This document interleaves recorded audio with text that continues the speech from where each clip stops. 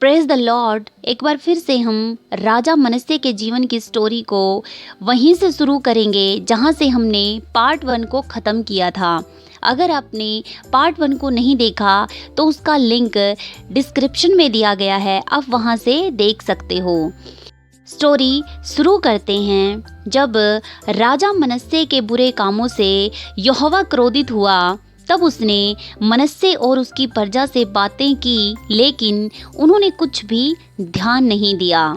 फिर यहोवा ने बाबेल, जो आज बेबीलोन कहलाता है, उसके राजा असूर के द्वारा चढ़ाई करवाई और वे मनस्से को नकेल डालकर और पीतल की बेड़ियां जकड़कर उसे बाबेल ले गए।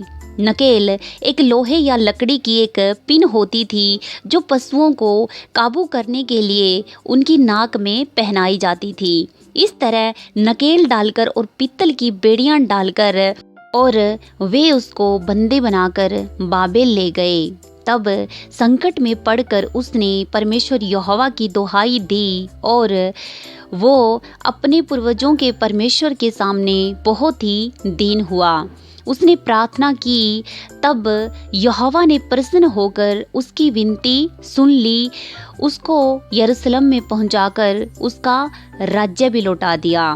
तब राजा मनस्से को निश्चय हो गया कि यहोवा ही परमेश्वर है, वही छुड़ाने वाला है।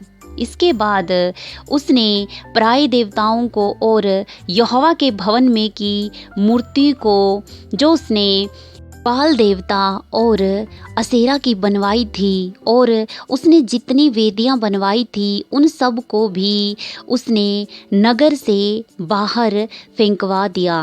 तब उसने यहोवा की वेदी की मरम्मत करवाई और उस पर मेलबलि और धन्यवाद बलि चढ़ाने लगा। और उसने यहूदियों को भी यहोवा ही की उपासना करने की आज्ञा दी। इस तरह सबसे ज़्यादा बुराई करने वाला राजा मनस्से, जिसने सबसे बढ़कर पाप किया था, बचाया गया। वह परमेश्वर के सामने दीन हुआ और परमेश्वर ने उसके गुनाहों को माफ़ कर दिया, क्योंकि हमारा परमेश्वर अपने निकट आने वालों पर दया करता है, उनके गुनाहों को माफ़ करता है। वो युगायुग एक जैसा रहने वाला परमेश्वर है, जो कभी नहीं बदलता। वो सारे जगत का उद्धार करता है, चाहे किसी ने कितने भी पाप किए हों। जो उसके निकट आकर माफ़ी मांगता है, वह उसे माफ़ करने की ताकत रखता है और उसका उद्धार करता है। वीडियो अच्छी लगी तो लाइक करना और चैनल को सब्सक्राइब करना।